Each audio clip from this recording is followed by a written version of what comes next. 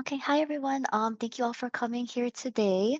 To Survivor Safety is community safety, enhancing support for domestic violence survivors and their children. My name is Phyllis Raquinio. I use she, her, isuna pronouns. Isuna is a gender neutral pronoun in Ilocano. And Vanessa. Hi, everyone. Good morning. My name is Vanessa Corwin. I use she, her pronouns, and I'm the program director at the Hawai'i State Coalition Against Domestic Violence. And it's so great to be here with you all. Thank you, Vanessa. Thank you all again for coming. We're excited to present at the Hawai'i Kaika conference. And before we start, I'd like to say that whether this is new information or you know some of these things already, domestic violence is a very serious and heavy topic. So if at any point during our presentation, if you need to turn off your camera or take a breath, please feel free to do so. Please remember to also take care of yourselves during the sessions as well too. And we'd like to note that it is hard to fit domestic violence and a lot of its intersections into 1 hour, but we will try our best to cover as much as we can. And if there are any questions after the session, please feel free to reach out to us. Our contact info will be on the last slide. Okay, so to start off about the coalition, we are the designated state domestic violence coalition for Hawaii. We are not a direct service provider, but we also do other things such as fostering partnerships with community partners, increasing awareness of domestic violence through outreach events and other events as well.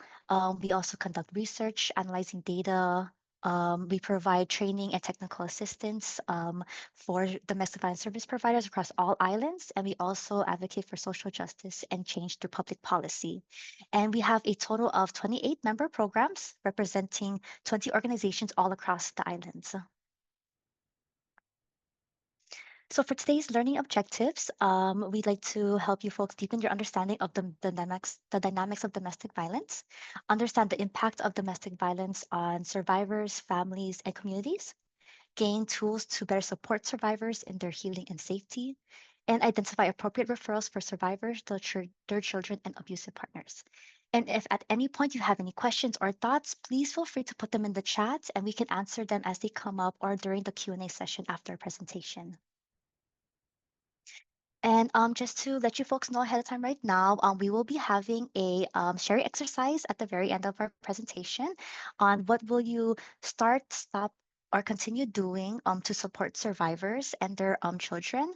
We'll have this opportunity to share your thoughts too. So please be ready to like open a new tab in your browser or take out your phones near the end of the session. So to start off, defining domestic violence. So domestic violence is a pattern of behaviors used to gain or maintain power and control over another partner in a relationship. This is also the non-legal definition. And on the left here, you see that this is the power and control wheel, which shows examples of abusive tactics. And at the core of these tactics are power and control.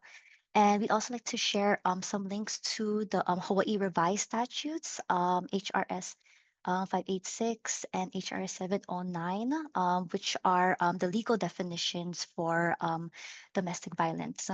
So in the Hawaii revised statutes, it defines domestic abuse as actual or threatened physical harm, bodily injury, assault, and extreme psychological abuse or malicious property damage between family or household members.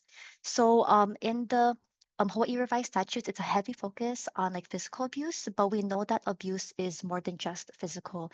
And you may click the links as well too. You can see how the legal definitions compare to the definitions that we provide here. And I'd like to also ask in the audience if you'd like to share any more examples that you can think of in the chat of domestic violence. And please feel free to like look over the power control wheel as well too. There's a lot of examples as well there too. And if not, that is completely okay too. We just want to share that just because we can't see like the abuse does not mean that it's not there.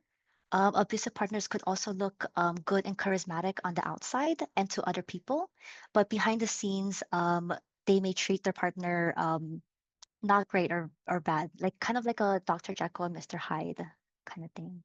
And so while on the outside of a relationship, while we on the outside of the relationship might know an abusive partner one way, the survivor is the expert in the relationship because they know their partner best and what they do.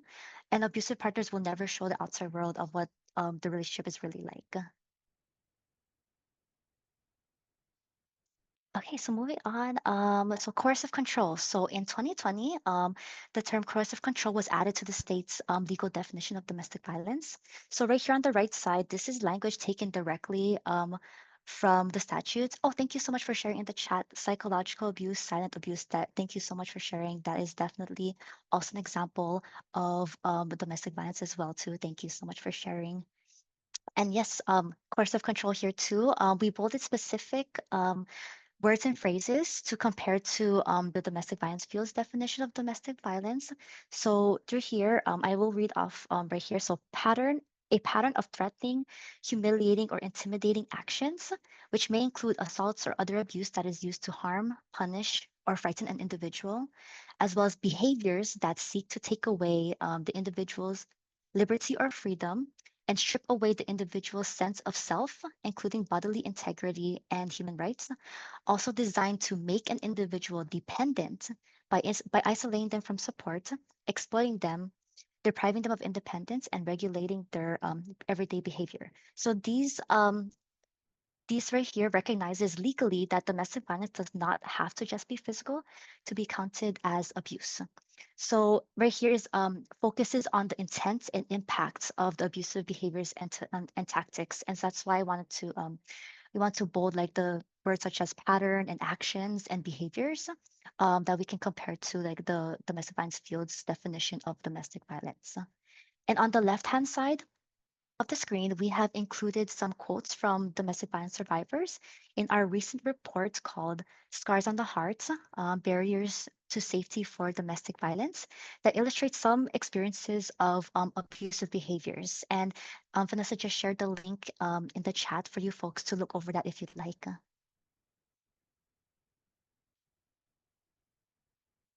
And here is the what we call the cycle of abuse. Is an example of what can happen in abusive relationship. And we start off with number one, tensions build. But I actually would like to consider number four as also kind of like number zero in a way, because at first things may start off great.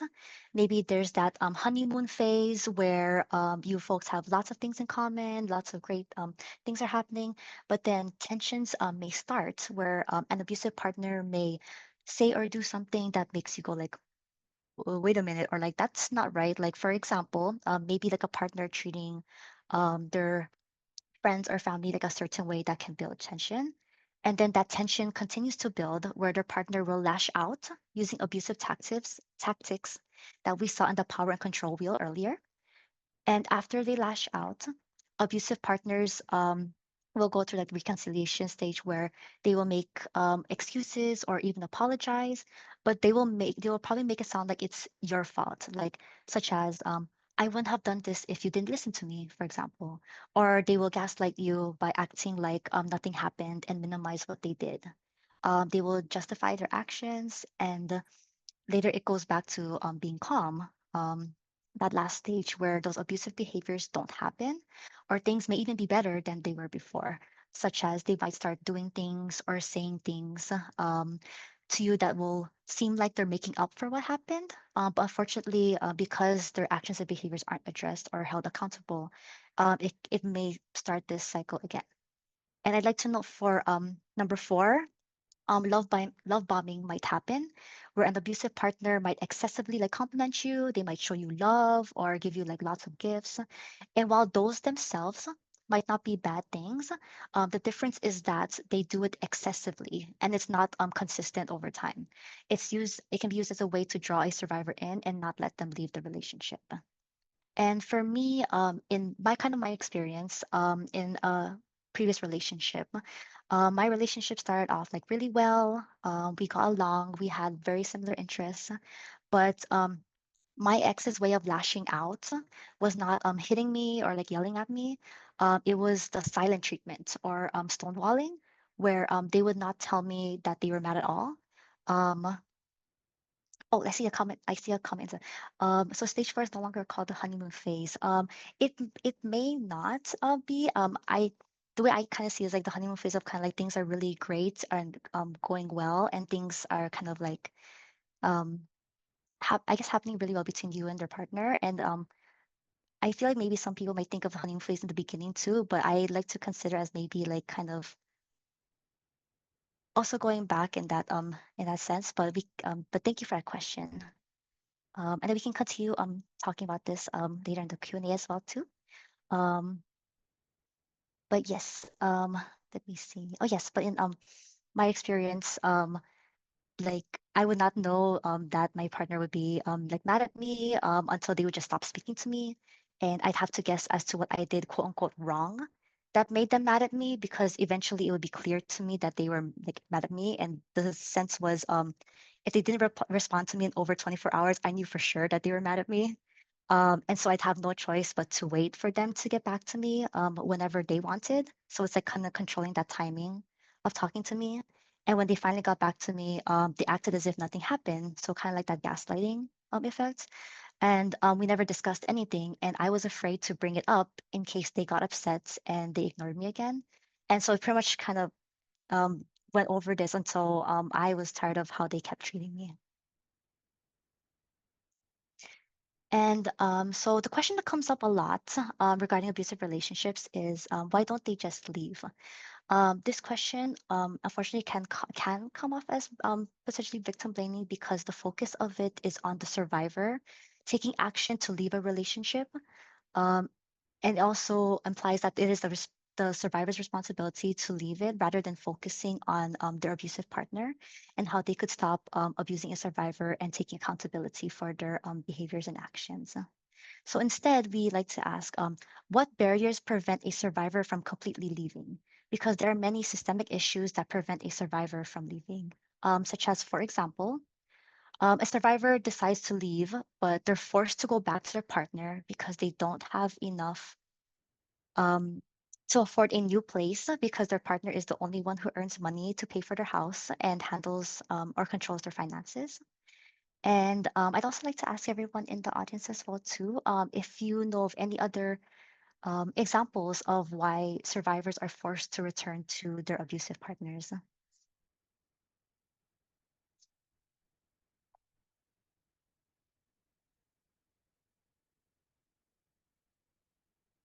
Children, yes, definitely children. Thank you for sharing. Fear, threats from the partner. Yes, exactly.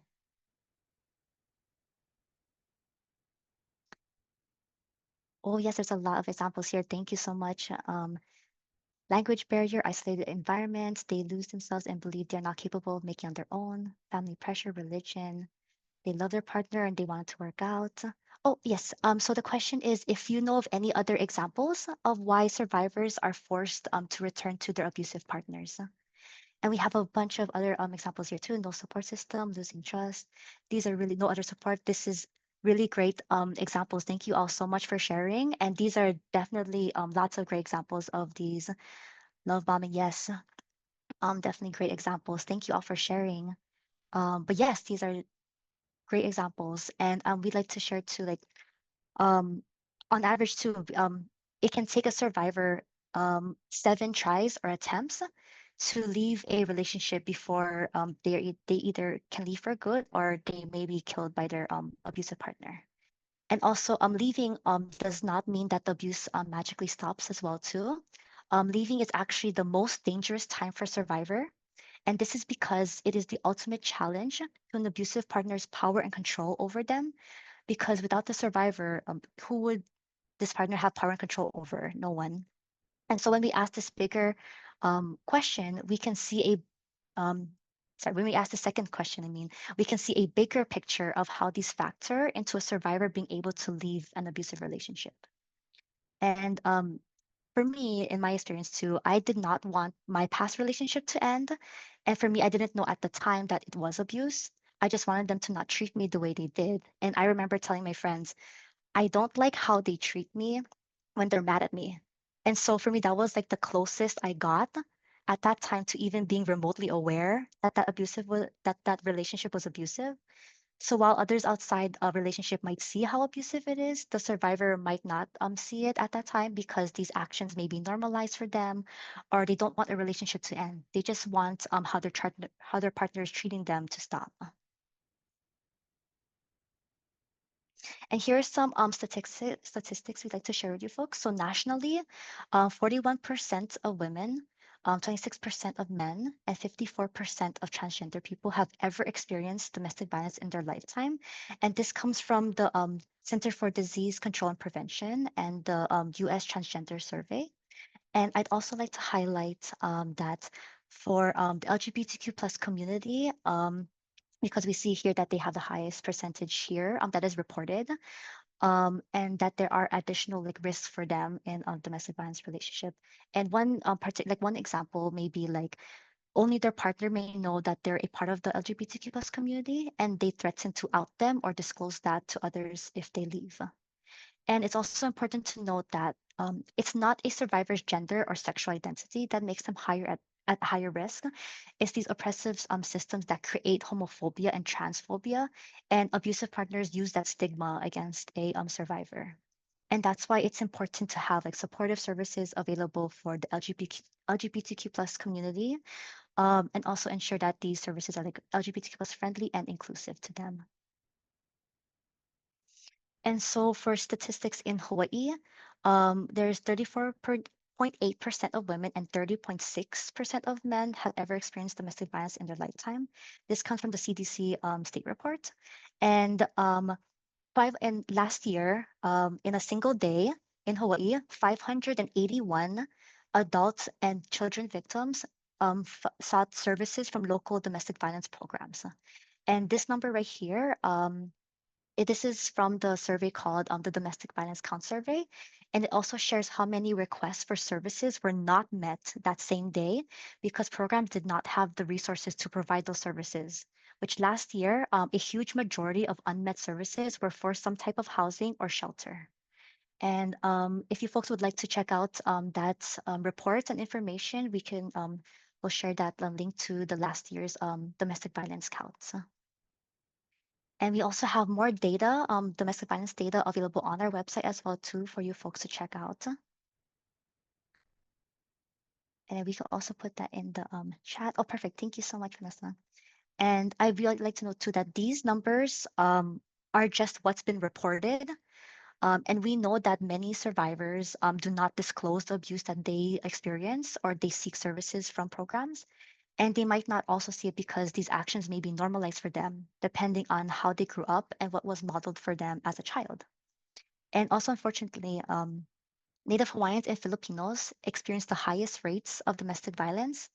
And it's not because it's quote unquote normal or just how it is. Lots of people may believe that it's normal part because it happens way too often. But we know that when we learn the history of our cultures, that it really wasn't.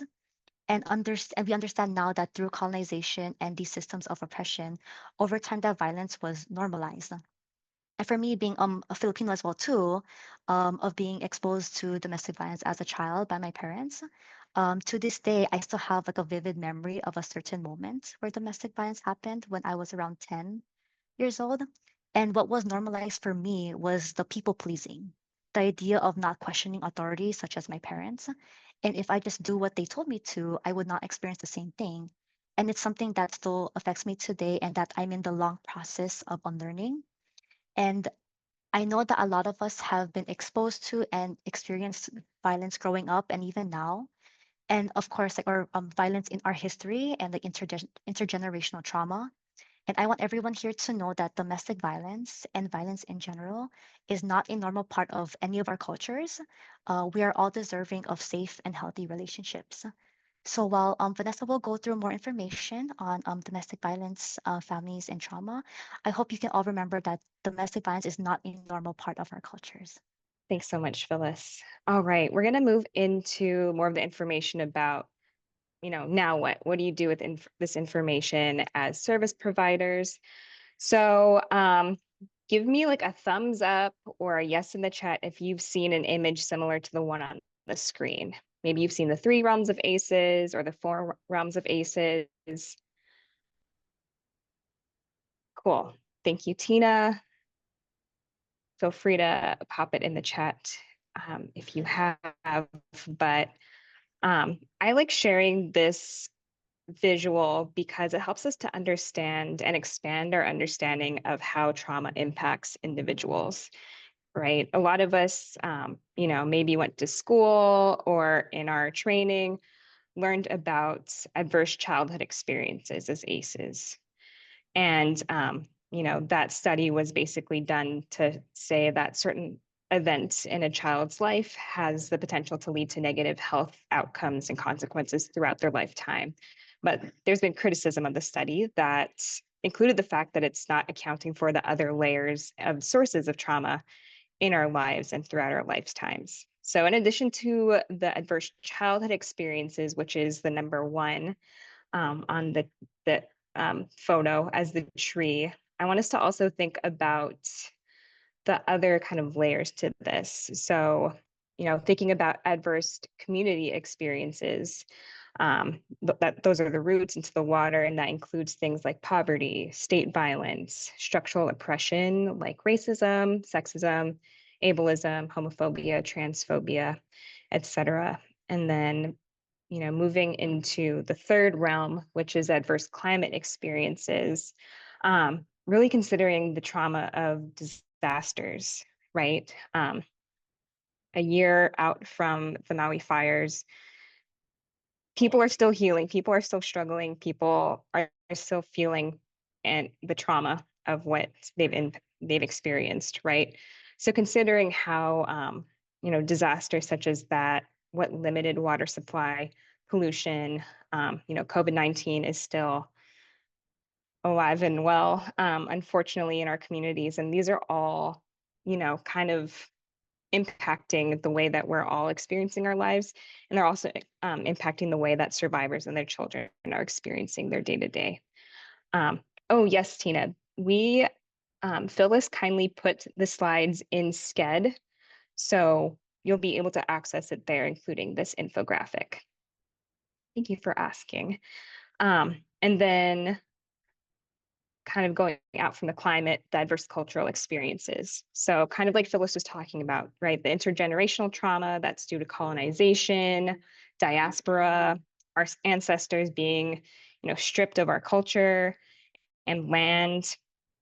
There's cultural genocide and, genocide, slavery, apartheid, etc. And all of these things are, swimming amongst us as we navigate through the world. So, I, as a former domestic violence advocate, right, I had to come to learn that if someone called the hotline or they showed up at our doorstep for domestic violence reasons, I needed to really remember that domestic violence likely wasn't the only form of trauma that they've experienced in their life, right, that they're healing through. So I know sometimes trauma therapists will need to, kind of peel back different things that someone needs to work on before even getting to maybe the trauma of sexual assault or domestic violence. All right. Any questions, any thoughts or reactions to that before we move on? Exactly. Many layers of the onion. Yeah, we ultimately can't possibly know what someone else has experienced, right? Including in this room, there's 27 of us, and we've all had vastly different experiences and different things that we're working through every day. All right, next slide, please, Phyllis. All right, so Phyllis went through the definition of domestic violence and coercive control. You all saw the power control wheel, which really reminds us that power control is at the center of the abusive behaviors that partners make a deliberate choice to do, right? To use over someone else. And so it's not just the physical abuse. There's isolation, intimidation, using children, and we'll be getting more specifically into what abuse looks like when it comes to parenting. So just know that, and you've probably heard this depending on your line of work, but abusive partners will often undermine sanity. Someone mentioned that in the chat. They'll also undermine sobriety, credibility, parenting ability of the survivor, right? Telling them like, you're an awful wife, you're an awful mother, like, why I even put up with you, I don't even know. Abusive partners also leverage mental health and substance use issues. I remember working with a survivor who was terrified of even taking antidepressant medications because she was in the child welfare system. And she was like, if they find out that I'm being treated for depression, I might lose my kids. And having to explain to her that I understand, I mean, I can only begin to understand the fear of, losing your child because of this. Ultimately, you are taking steps to take care of yourself, to heal, to do what you need to do to like just make it through every day. And understanding that survivors are taught a lot of these myths and misconceptions about reality. I think a lot of what domestic violence and sexual assault advocates do is to really demystify a lot of things for survivors, right? Helping them understand, like, you're doing a lot of things to survive and keep you and your child safe. And that's no small feat, right? So really building them up is something that we all can do, regardless of if we're working with them or if it's someone in our family, community, neighborhood. Because abusive partners might also control a survivor's access to medication, treatment, support systems. They might be isolating them from, their family, their friends, the people who can help them remain safe and accountable, right? And we also know that abusive partners convince authorities that a survivor might be unstable or out of control, unreliable, right? Um, it's why a lot of survivors might feel like they can't call law enforcement because, like Phyllis said, an abusive partner might look really good, right? They might look like they have it together, when, behind the door of their house, they're an awful partner, they're abusive, but to, any other person, that might be like, the really cool dad, the one that is like, the soccer team's favorite, uncle, that kind of thing. So it can be really hard, for outsiders to believe that the abuse is happening because we think abusers are monsters, right? But they might not present that way all the time. Um, and so, yeah, it can be really easy for a survivor to blame themselves for the abusive behavior, which is another reason why it could be really hard for them to be able to leave that relationship. So, considering all of these things that a survivor might be experiencing or have, basically been taught by their abusive partner, how do you think that might impact a survivor's ability to access services or utilize our services? Go ahead and pop some ideas in the chat. I know for me, even though the coalition doesn't serve, we don't provide direct services, we do get calls from survivors.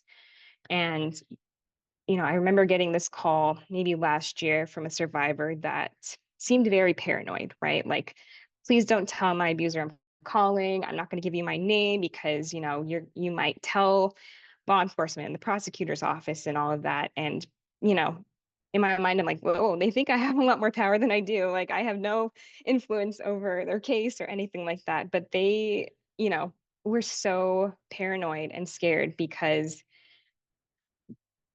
they couldn't trust anyone. They couldn't trust people because the person that they loved, that they're in a relationship with, broke their trust. Maybe that abusive partner told them that, yeah, I told everyone like, what kind of mom you are, and they're siding with me. They think that, you're a terrible person, a terrible parent that, just needs to really like figure her crap out, right? And so, thinking through that, taking a second to not just be like, oh, the survivor's paranoid, like maybe they're crazy or something, but really understanding how they might come to that point, right? To really think about the reality that's happening. Um, yeah, so some thoughts in the chat. They will not get help or they want to remain anonymous. Absolutely. And that's why it's so important. If you're able to, I know that we have a variety of different professions in the room, but if you're able to, let a survivor choose what information they share with you and not, that's really empowering in itself. Survivors might not believe in the system. Absolutely. They might feel frozen. They feel their family or community will not support or believe them. Absolutely. And so they might also think that about service providers too, right? Like we might frame ourselves as open, caring, believing, but if a survivor has been shot down by every single person that they've talked to, they might not be likely to trust us, right? Don't know where to turn and how honest they should be. Absolutely. Absolutely. They might be really afraid that if they tell you about what's happening, you might call child welfare services, law enforcement, that sort of thing. So being transparent about your role, how much confidentiality you can have versus like what you are mandated to report is so, so crucial to tell a survivor up front. Absolutely. Um, I see a question. Has there been an increase in reports/requests for help due to stressors of the fires? Um, Folks that are in the Maui community, please feel free to chime in. But I do know that, Women Helping Women shared that their hotline calls increased exponentially. And it wasn't just folks that were reaching out for domestic violence related help, but people that just wanted to process the trauma, have someone to talk to. Um, and we actually know there's some research out there, and we can drop the link to that too, that there is an increase in sexual assaults and intimate partner violence following disasters. We saw that with Katrina, and seen that with the Exxon Valdez, oh my gosh, what's it called? The oil spill. And so, yeah, unfortunately, that is something that we, will need to definitely take into consideration and keep an eye on, because we could be seeing the ripple effects for years to come. And again, please feel free to chime in, folks, if you have more info or details to share. So going back to the content, how might traumatic experiences impact someone's ability to engage in services or parent their children? Go ahead and pop that in the chat. Any thoughts that you have? And for the sake of time, let's hop to the next slide, please. All right. So unfortunately, we can't go into, all the aspects of trauma and trauma-informed care. That's certainly something that would take a lot more time. But just wanted to really bring up the fact that trauma responses, I would tell survivors that trauma responses are natural ways that our body and brain responds to unnatural experiences, such as domestic violence, sexual assault, or disasters.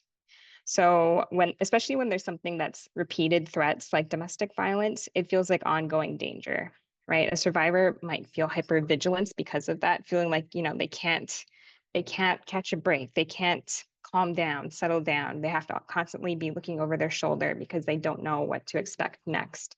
They might not feel like they can trust other people, like I said. So, please don't take it personally, right? If you're trying to build rapport with a client or a survivor and it feels like they have a wall, and maybe you're like, wow, this person is an asshole, pardon my language, but it's not the client or survivor's job to be nice to us and make us feel good, right? We're here for them, and we need to understand that them being cranky and pissed off is a trauma response, and it's really understandable considering all that they've gone through, right?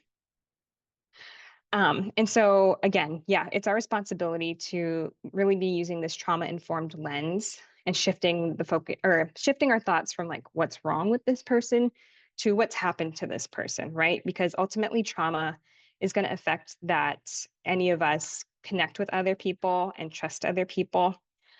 And so, yeah, I think that it's really important for us to understand. Yay, hi Jason. Um, yeah, it's important for us to understand that there's no such thing as a perfect survivor, right?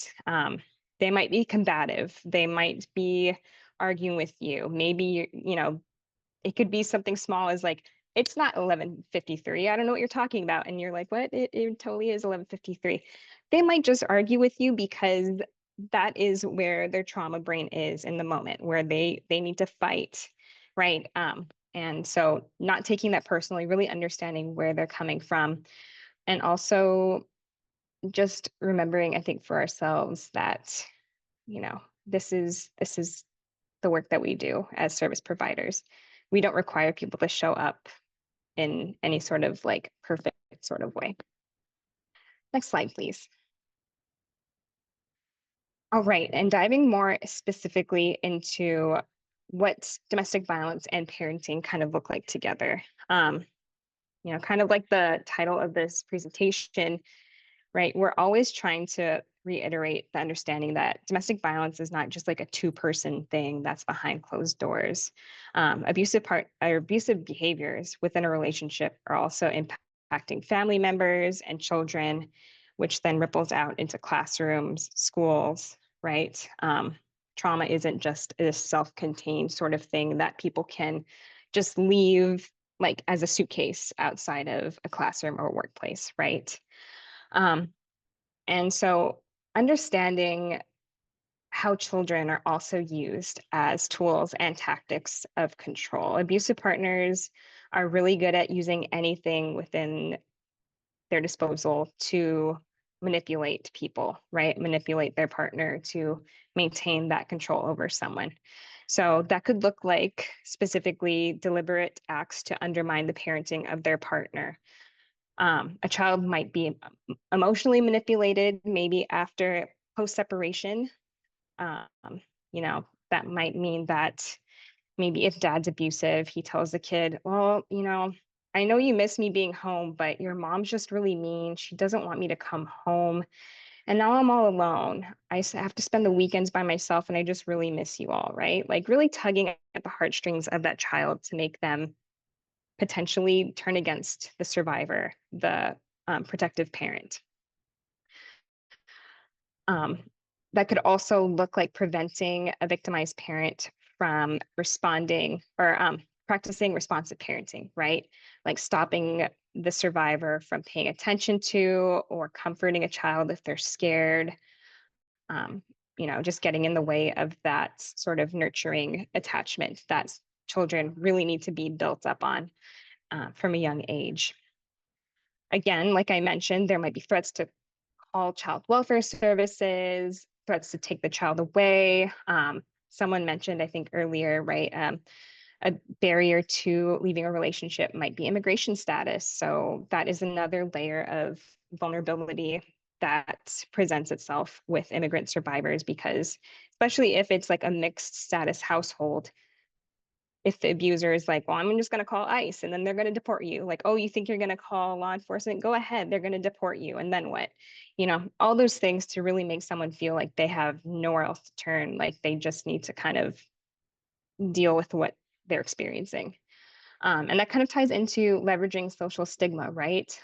Threatening to discredit a partner by, again, like maybe sharing information about their mental health, their substance use history, if they're engaged in any sort of illegal activity like involvement in the sex trade, or gender identity, sexual orientation, those sorts of things that a survivor might not be sharing with folks because, like you all said, they might not know who to really turn to for support.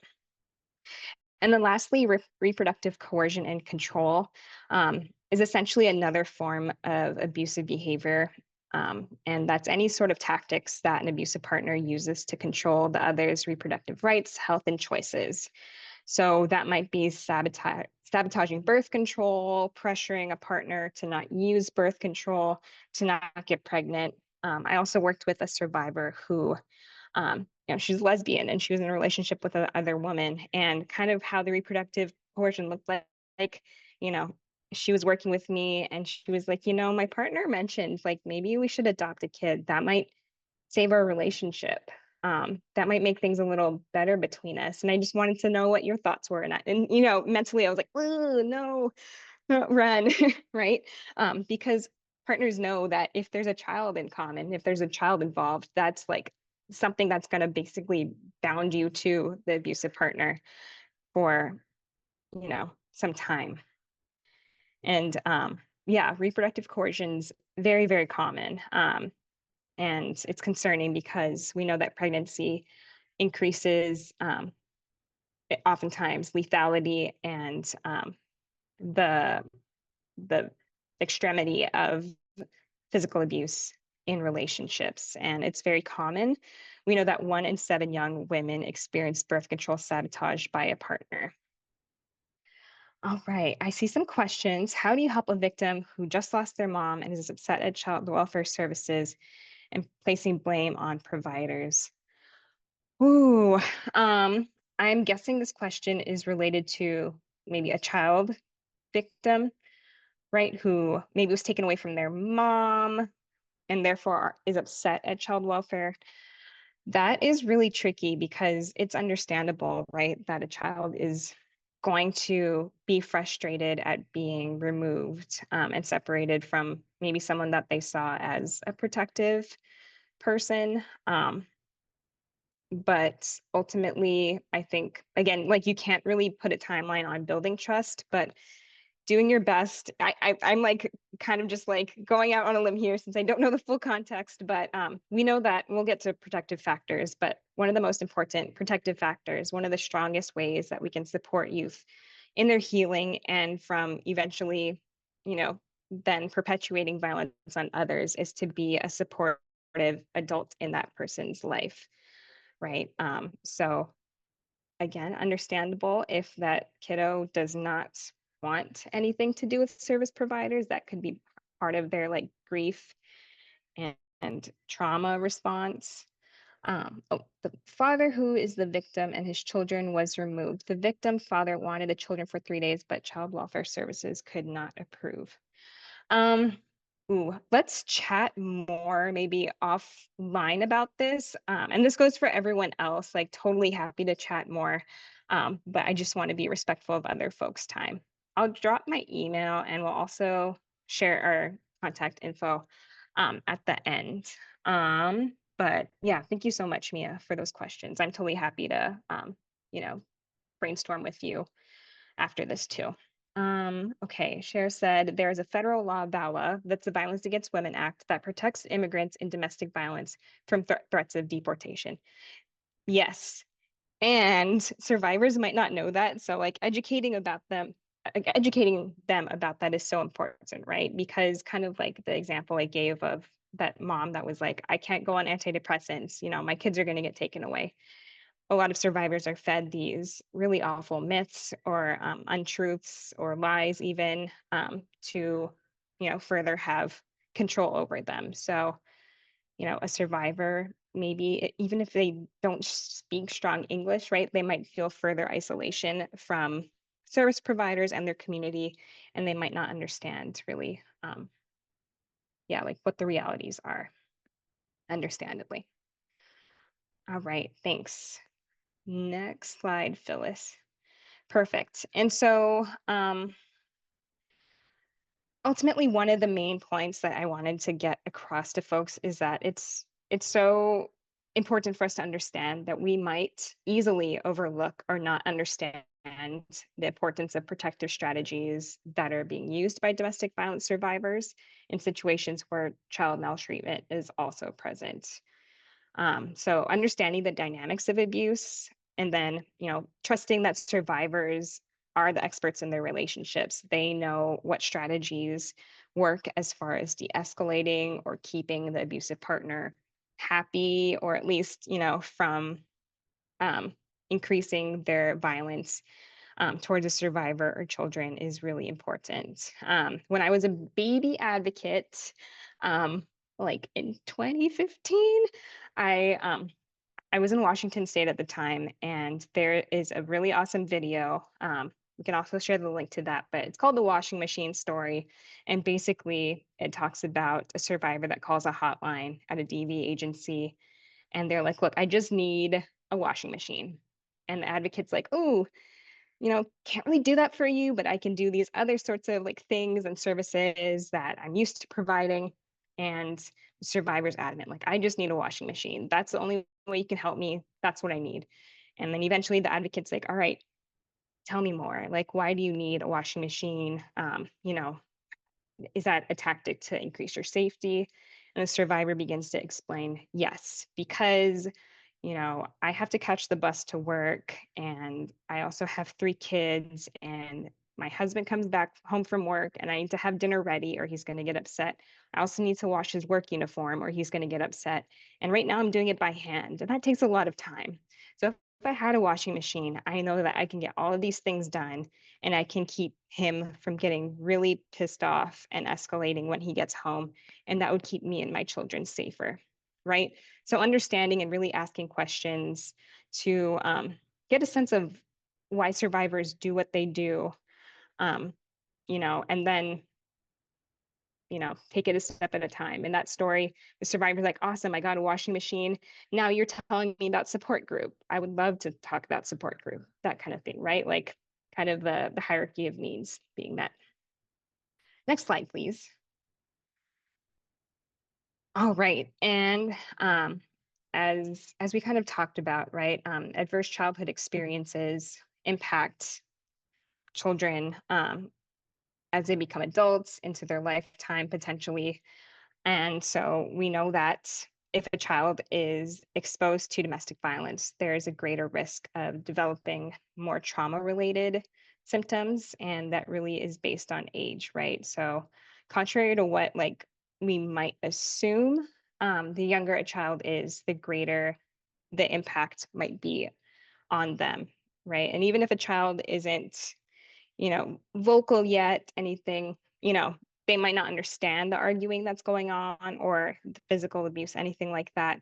But that's an age where children are developing attachment styles, right? And so that's so important for them to have that, again, like protective um, adult and person in their life. And so yeah, it kind of like I've talked about already, abuse can impact the relationship between the protective parent and child, especially if the abuser is being manipulative, right? And saying, like, oh, mommy doesn't want me home, but I miss you all, that sort of thing. That might turn the child away from the survivor and be like, wow, you're not letting daddy home. How can you do this? I just want my dad to come home. Not, and the child might not understand the full context of why that might be, right? Even if a child doesn't like visually see what's going on, if they hear things or if they're told about what's happened, if they see maybe evidence of abuse, like a punched in wall, that sort of thing, that can be even harder sometimes, right? They might let their imagination go wild, right? And really think the worst about what's happening. Um, and yeah, as you all probably are familiar with, there is a high correlation between child abuse and domestic abuse, and that includes child sexual abuse as well, right? So the child might be in at risk too of experiencing abuse um, as part of the family dynamic there. A child might also kind of exhibit behavioral issues within the classroom, right? That might look like acting out, that might look like not doing homework or zoning out or falling asleep, all those sorts of things, right? Um, and those are all trauma related, but it could also be related to the child just worrying constantly about their safety or their parents' safety. Maybe there's threats to pets, right? That the abuser is using. So all of those things, very exhausting, right? Again, going back to like that hypervigilance of surviving repeated trauma. Um, Children also, especially we see this with teens, where they will physically try to protect their parent and younger siblings, and that might result in um, injury and harm as well. And then, yeah. Oh, that should say may feel loyal to each parent, or they might feel loyalty towards the abusive partner, which is challenging, right? They might identify more with the one who is in control. If they see bullying at their school, for example, right, they might want to be on the good side of the bully. Same thing at home, right? They might want to stay close with the person that has more control and power for their own safety. Next slide, please. And again, I mentioned protective factors a couple of times, and I like to end on more of a positive, hopeful note because a lot of this can be extremely heavy, extremely hard. And I don't want folks taking away the message that if a child, is exposed to domestic violence, they're doomed, right? There's healers in this room, and we know that healing is possible, right? Especially if there's protective factors that we can really nurture with children. Again, having that consistent connection with a non-abusive adult in their life, really strengthening and honoring their traditions, right? Having them feel that self-esteem and confidence and where they come from, their community, getting them involved in that way. I was just talking to some people from Guam, and one of the things that they're doing with young men is building canoes with them, right? And that's really been leading to larger conversations and a pride in their Chamorro identity. And then, of course, we know safe and stable housing is absolutely a protective factor, and that's going to prevent future violence from happening, and just access to basic needs as well. Next slide, please. Okay, thank you, Vanessa. And I know we're getting closer to the end of our presentation, so thank you all for being here again and staying with us. I totally forgot to introduce myself at the beginning of the presentation, so I'm so sorry about that. It's my first time actually presenting on domestic violence with Vanessa too, so I was really nervous. But really quick, I'm born and raised in Maui, graduated from Maui High School exactly 10 years ago, and I got my Master of Public Health degree 3 years ago, and I've been with the coalition since then. So yes. But moving on to supporting survivors. So here are examples of ways you can support domestic violence survivors and their children in your work. So here are a few examples of like what you can say to people or clients or patients. And what we can do is integrate like assessment questions, for example, like tell me your relationship about your partner, normalizing these conversations about relationships, having opportunities to speak with the person alone too. And these are questions or just things you can also say that it's a part of your policies and protocol to ask everyone, and that it's also protocol to ask every person alone as well too. And just quickly, I'd like to ask, does anyone here can show like hands or just put in the chat if you'd like? Um, does anyone already have like any policies or protocols in place to ask anyone about domestic violence or just or about relationships in general?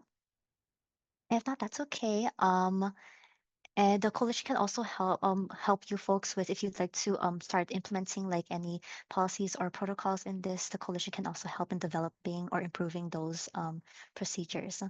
And I also want to highlight that it's also very important to ask the questions alone, because and without their partner there, because if we can imagine, if you're able to, of course, if you're a survivor and your abusive partner is there with you, and you happen to go to a doctor's appointment, for example, and like a nurse asks, so do you feel safe at home?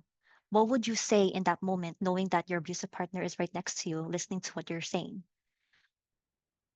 Oops, sorry, I accidentally went forward with the slides. Um, of course, we would we answer yes, because what might happen if you say no while they're in the room? An abusive partner wants to keep that control and power over survivor and keep up that illusion to others outside that the relationship is fine.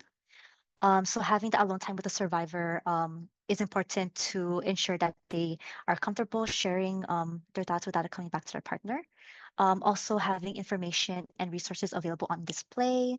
We also have resources available that we'll share later on at the end of our presentation, so that people can grab the information or resources if they need. Also making sure we don't make assumptions about like whose family, what someone's role might be, or what support means. Like for example, like we know here in Hawaii, family is more than just like the nuclear family of like parents and children. Like we don't just call like our cousins or and their children like our extended family. They're just family to us. So that kind of thing as well too, and also support, because support um, for survivors may mean different things. So yes. And in addition to also supporting survivors, asking them about what supports exist for them as already. So like any people that they have support from. Also asking like what and how things happen with their partner, not just why. And by asking these kind of questions of what and how, it can paint a clearer picture of the patterns and behaviors that their partner is doing. So, like, for example, if as survivors ask like why their partner does certain things, they might say like, "Oh, they just care for me so much," or like that's just how they are. But if you ask them like how their partner tries to ensure their safety by like looking through their phone, for example, they may provide more details. And asking what their partner does and how their partner does it shows that this is a pattern that their partner does and can give more insight into their behaviors of exerting that control over survivor, which is at the core of domestic violence that we saw earlier. And also utilizing trauma-informed practices like empowering like your clients or patients when they come in to see you, being predictable and consistent, withholding judgment, and leaving the door open. And what we mean by that is like if they're not comfortable sharing anything like today, you could be like, oh, that's okay if you're not comfortable. Like I'm always here. Whenever you want to come back, feel free to like share anything else then. Or whenever, of course, whenever they're comfortable. Just leaving that door open for that kind of conversation to happen. And we have more examples of like what people can say to their patients or clients when they see them. So when responding to disclosures, so I like to also ask if there's anyone here that is a mandated reporter. You can put in the chat or just like raise your hand or something. It's okay. Oh yes, I see a few. Oh, thank you. Yeah, thank you. I see a couple people raising their hands. Thank you so much for sharing. And yes, I see one in the chat too. Thank you. And also, so if you're a mandated reporter, especially for children, it's important to note like a survivor or a child who might be exposed to domestic violence might not be ready for their situation to be reported if they disclose that they're experiencing any type of abuse. So what you can do is maybe let them know like ahead of time, like that you're mandated to report if they disclose abuse or anything that's happening to them. But if they'd like to discuss it in hypotheticals, like for example, oh, let's say my friend or my cousin is experiencing this or they're going through this. That can be ways of like talking to them about abuse or domestic violence without it having to be reported right away if they're not ready for what happens after that is reported. Um, so if someone discloses that they're experiencing domestic violence, we have this acronym called BASER. So believe. So like I believe you, thank you for telling me, affirming that disclosure, supporting them. So asking them like, what can I do to support you? What do you need? Empowering them. Um, so I think you're so brave to tell me about this. Thank you for trusting me and feeling safe enough to tell me this. And R for refer. So referring, if a survivor needs services or further support on domestic violence, you can refer to them to a domestic violence advocate.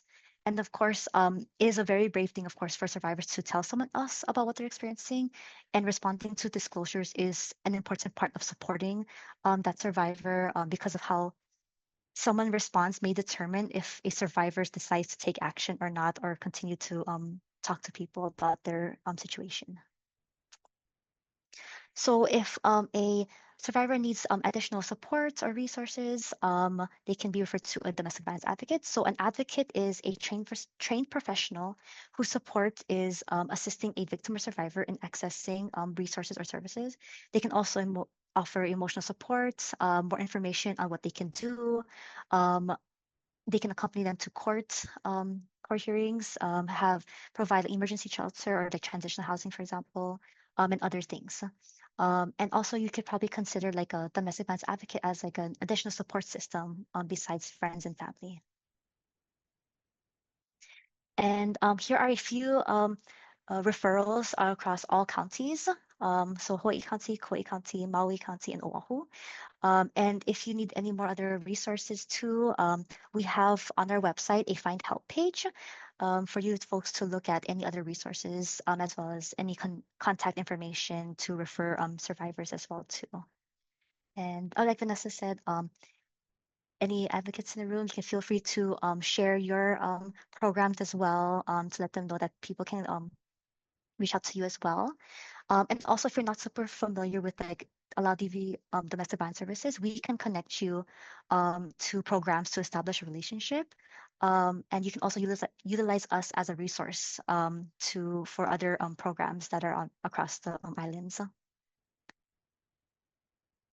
Yep, and we have Parents and Children Together is definitely a resource and program for services to reach out to.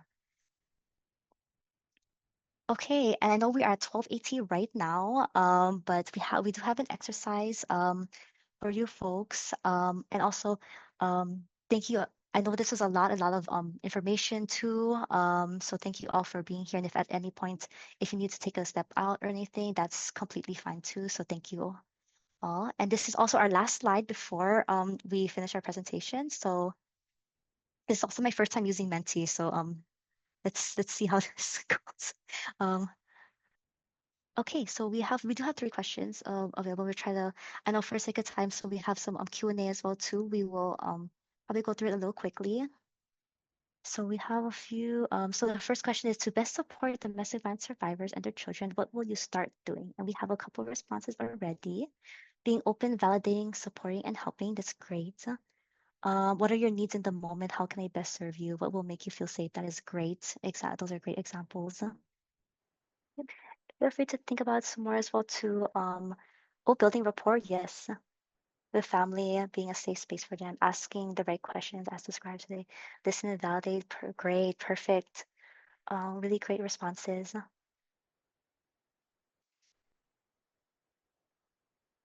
Asking caregivers and children if they feel safe in their home individually. Reviewing a safety plan. Pay attention to what they share and say. Yes, I went to one of my doctor's appointments, and when they had questions about like how you're doing, and there's a question like, do you feel safe in your home? I remember that question. I was like, oh, that's interesting. They have something in there ready for that. Providing hope, giving resources. Can I scroll down on here? I can. Great. And I know we have 2 more questions. So if we miss your response here, you feel free to please put in the chat if you'd like. I will move on to the next slide for now. So to best support domestic violence survivors and their children, what will you stop doing? If there's anything you can think of for this question. Assuming I know better than survivor, make assumptions, judgmental. Really great. Yeah, really great. There's a lot of withholding judgment responses, which is, yes, very important. Black and white thinking, building a narrative without getting to know them first. Yes, really great responses. Thank you all for sharing. Great responses. Thank you. And again, if we'd like to share more responses, we can share in the chat. I will so we have enough time for a Q&A. So I'll go on to our next our final question for the Mentimeter. So to best support domestic violence survivors and their children, what will you continue doing? Learning more, yes. Being there when there are, creating trust and consistency. Yes, really great responses so far. Yes. I know when I first started at the coalition, I learned about the mandated reporter role, and I was like, oh, that's such an interesting thing, and I thought that was like really like a great thing that I like remembered. Be a safe landing spot, being sensitive to those affected, creating a safe space for them, knowledgeable in the resources available. Yes. And of course, if you folks need any other referrals too for other programs, you can reach out to us as well too. Creating a safe space. Exactly. Perfect. Okay, thank you. Thank you all for sharing. And of course, please again feel free to put in the chat as well too. I know we have about 5 minutes left, so we want to make sure we have enough time for some questions. So I will stop sharing here. And of course, we do have the slides available in Sched 2 for you to look through. So now we have 4 more minutes left. Are there any questions that anyone would like to share? You can come off mute or put it in the chat if you'd like, if you're comfortable. Or you can direct message one of us too, and we can read it out loud. Oh, that too. I feel like a lot of the theme of this conference, or recurring thing to keep in mind is, that a lot of the things going on, like I'm hearing a lot of stuff related to poverty.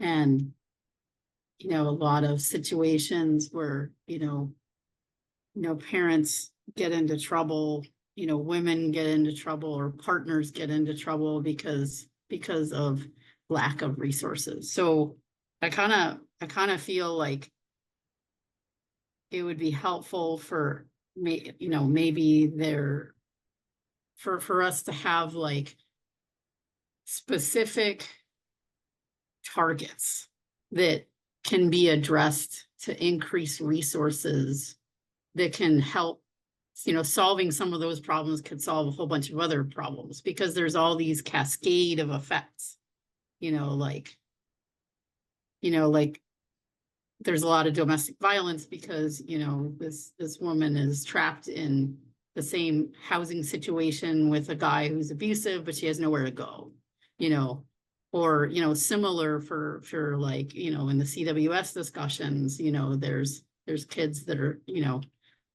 like a mom who's stuck because there's nowhere to live and all of the housing is taken up, and there's like wait lists over a year for the places that are open. I feel like maybe it would be helpful, and maybe this is already going on, but to make a list of priority targets, things that are a cascade, things that happen, cascades that happen because of these particular things. So if we can target these particular things, then it becomes more concrete, like the support becomes more concrete, if that makes sense. I don't know if I'm explaining this right. But like kind of a decision tree, like, okay, so where's this breaking down? It's breaking down here, like, I mean, it's multifaceted. There's a bunch of things that are, that are broken, that need to be fixed. But if we can look at particular things, and really target those cascade items, like housing support and shelter, staffing shortages for case managers before report, CWS, like just an example of like different things that can prevent this other cascade of things from happening. I guess I'm seeing a theme throughout the conference. is what I'm pointing at and hoping that maybe specific things can be targeted out of this. Yeah, thank you, Rachel. I popped a link in the chat.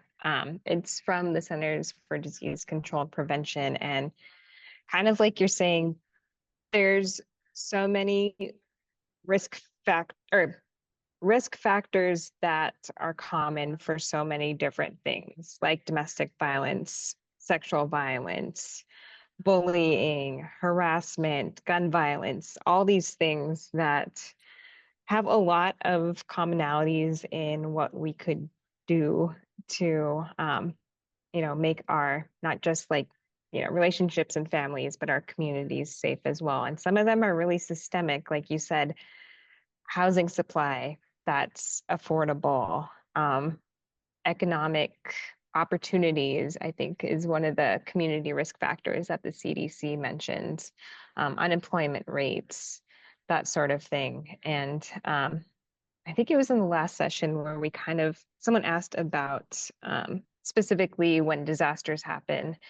We know that from, Hurricane Katrina and other disasters that have happened, we see an increase in the severity and prevalence of domestic and sexual violence, and that's because of a number of reasons. But, we know that there's still a lot of healing and,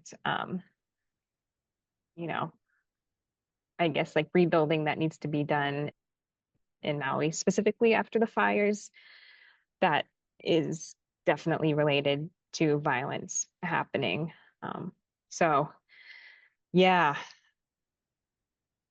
yes, yes. And we do have some legislative work that we do at the coalition, and that's where we try to really build the ties and create coalition with other groups working on housing, working on, economic supports for families and all those kinds of things that are related. All right. And we can definitely, like Phyllis said, leave you with our contact information. Phyllis, would you mind sharing that slide? So we also provide, yes, resources. We have a resource on a guide to healthy relationships, on what healthy and unhealthy relationships can look like, and how to respond to disclosures of domestic violence. So if you need more help on like how to approach that conversation, we have those resources available, and we have them available in different languages as well too. I think a total of 10 languages, including English. Of course, please feel free to reach out to us too. Vanessa put our emails in the chats. And if you could please provide us feedback, we'd love to hear your thoughts on how the session went today, anything we could improve on for future trainings as well too. And of course, if you'd also like to continue talking, if you have any questions about domestic violence or just want to continue having a conversation about it, also please feel free to reach out to us. There's like an ambulance that just went by. So don't know if anyone can hear it, but yeah, thank you all so much for joining us and being here today. Thank you for being here, everybody.